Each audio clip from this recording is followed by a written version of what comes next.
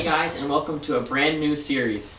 In this series, we will be restoring this E46 2004 BMW M3. Now, in this episode, we're going to focus on getting the car to run. We don't know exactly what the problem is, but that's what we're going to try and figure out.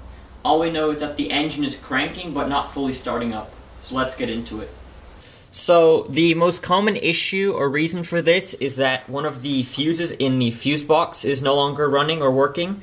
So, in order to get to the fuse box, you want to go to the top right of your engine and there's this little cover, and you want to remove the cover.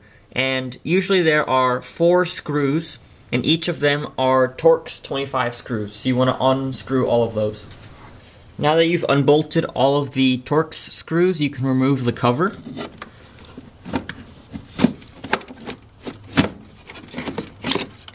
There we go, and you'll see a bunch of wires.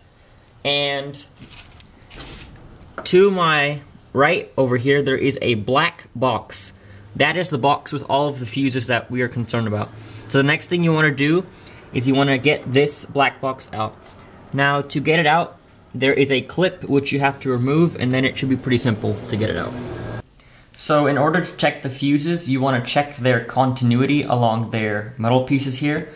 If they have a continuity, you'll get the same values if you stick these two together, which is about 0.8, 0.9. Otherwise, you'll get a 1. So let's check the first one. Okay, that one's good. Second one. That's good. Third one. Good. Fourth one. Good. Fifth one. Good. Okay, so all the fuses are still working, which means that our issue lies somewhere else.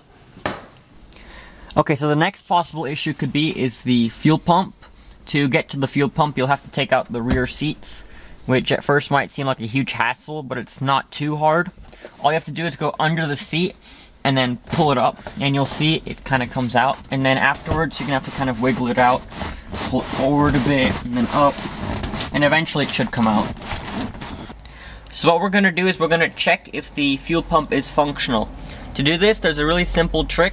What you want to do is you want to put in your key and turn it 2 clicks, and what you should then hear is like a humming noise. So I'll see if, I hope the camera can pick this up. So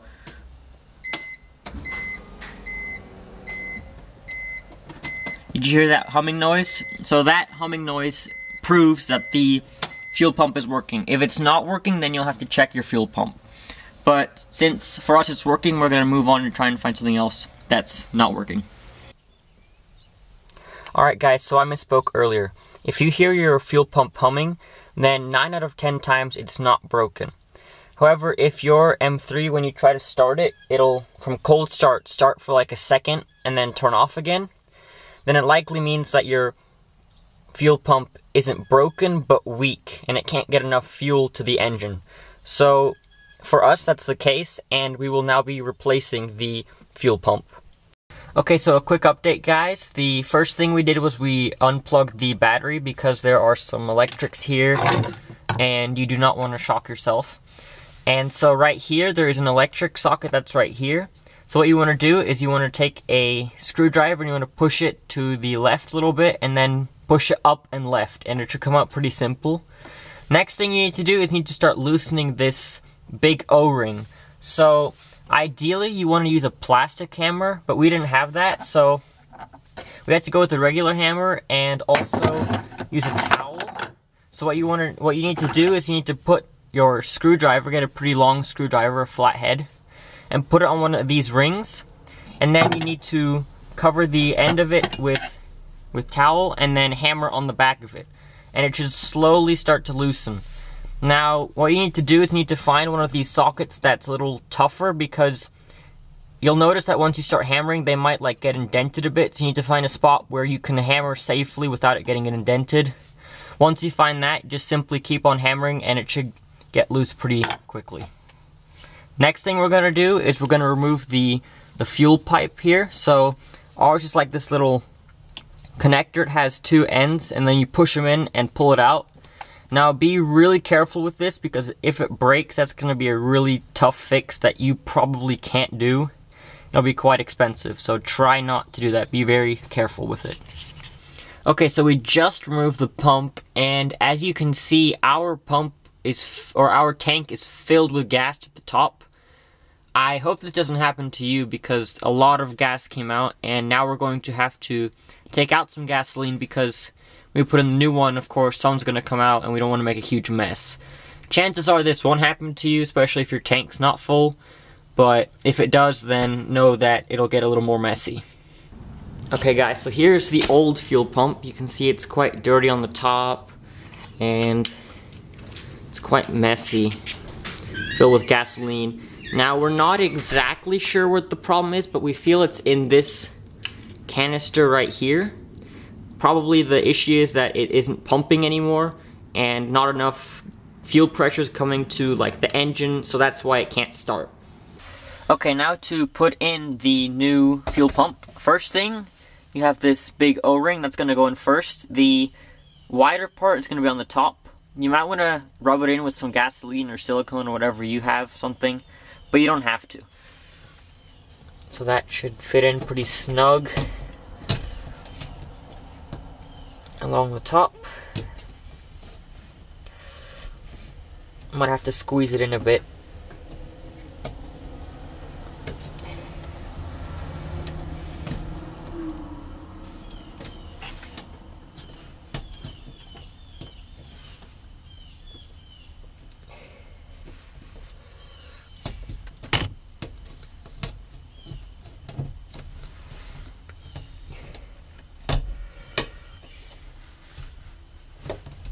Okay, there we go. And now for the actual fuel pump. And now let's put in the actual new fuel pump. So, quick note, right on the top here, there is this little lip, and there is a slot right up here where this will go in. Now, you want to make sure that you put this in first, so you kind of have to angle it in. And there's this little tube here that you want to push back so you can make sure it fits.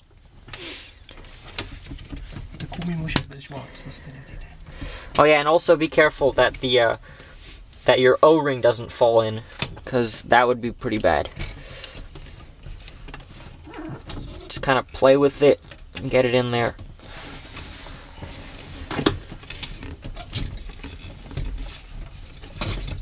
It's probably easier as a two-person job as we're doing right here.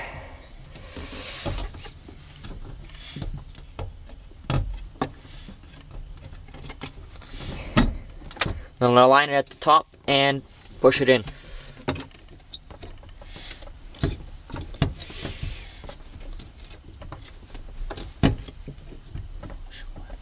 And there you go. That's how you put in your new fuel pump. Okay, now we're going to put in the old ring again. So you need to put this in before you connect these two, because the ring goes below this fuel hose. So just put it back on top and start screwing it back in.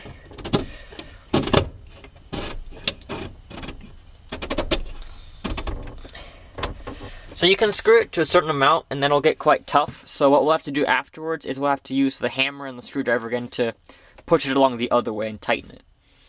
Okay, so now we're going to put this fuel hose back onto the fuel pump. You'll have to push in the edges again.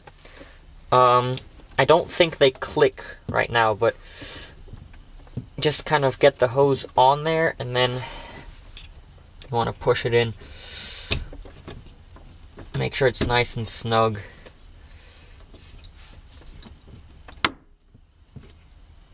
And I think once you hear that click, you're good. So yeah. Alright, now we're going to put the electric connector back on. So before we had to push it to the left and up, now we need to push it to the right and down. So start on the left hand side, kind of get it connected in there.